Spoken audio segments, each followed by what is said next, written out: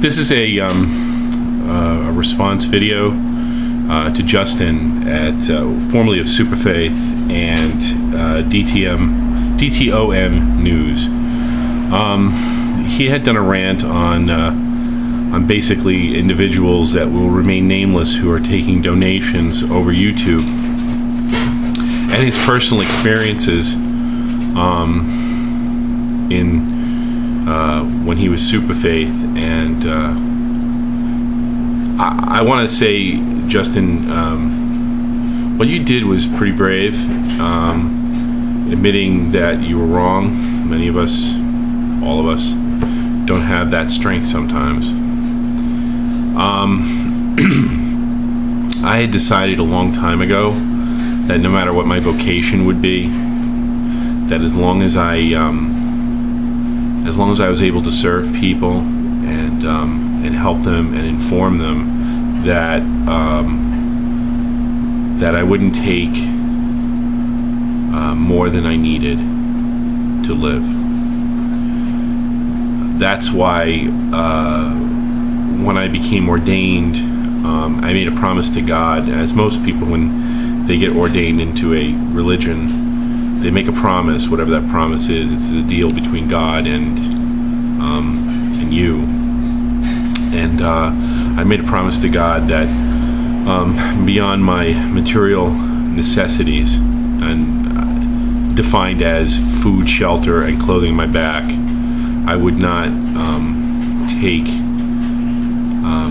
any material gain.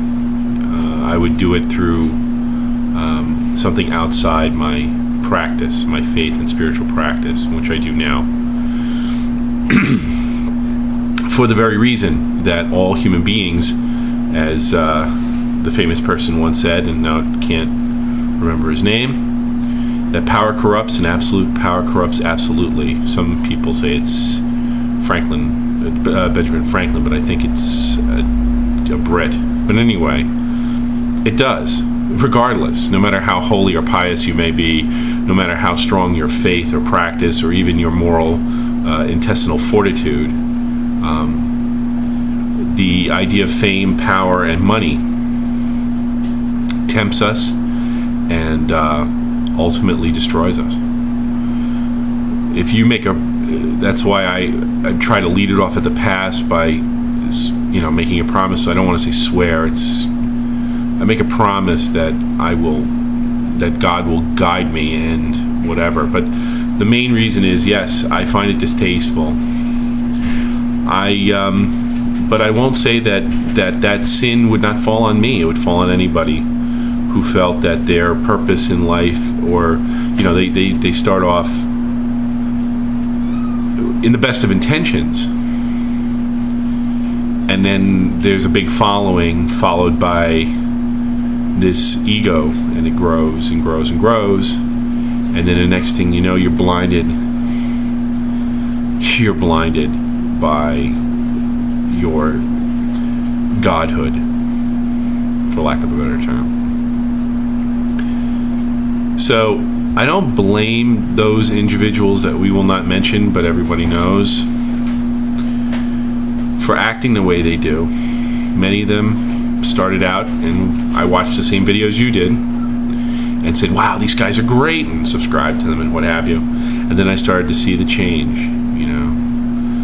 Here I'm making a DVD to give you the real answers, the answers I can't give you on YouTube, which is for free, or theatrical expressions of what will happen in 2010 or 11. The fact that certain individuals have paired up and are asking money from people who, if this YouTube here that is for free, one had to charge, none of us would be on it, because we could financially not be able to do it. I want to leave you with a thought which I think is pertinent to what you stated, and I think we all, there's been a number of videos done already I saw today, but I just figured I'd give my 2 cents. But I had a friend of mine who was very gung-ho in biblical studies, and he ended up becoming a missionary, actually, with some Christian organization. And I met up with him like a decade after I had left school. We both graduated, and we were by that time, probably in our late 20s, early 30s. And we were sitting there talking, and I said, so, how's the missionary business? And he said, I quit. I no longer belong to a church, and I'm not a missionary or whatever. And I asked him, what happened? Did you lose your faith or whatever? And he says, no.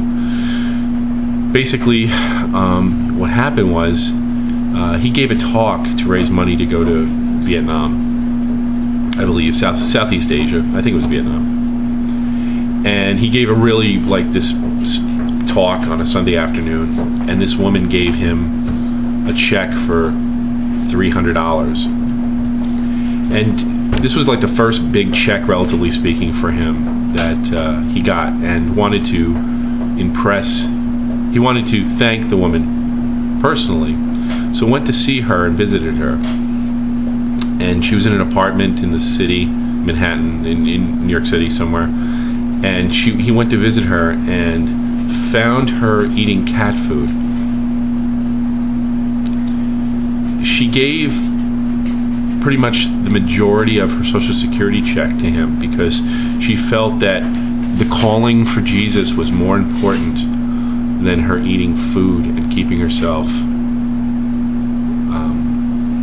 cared for.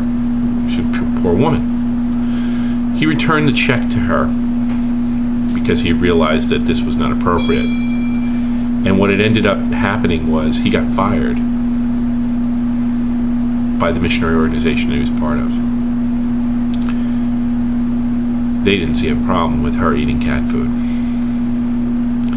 So the next time I'm not saying you, but the next time someone thinks that, hey, I've got 4 million subscribers and I have the truth, but I don't have the money, think about where that money's coming from. You may be starving the very people that, with all intentions, their good intentions, your good intentions, but you may be starving and restricting somebody from basic needs and sustenance so you could build your ego. So that's my 2 cents. Justin, keep up the good work, and peace to you, and peace to everyone. Shalom, shalom.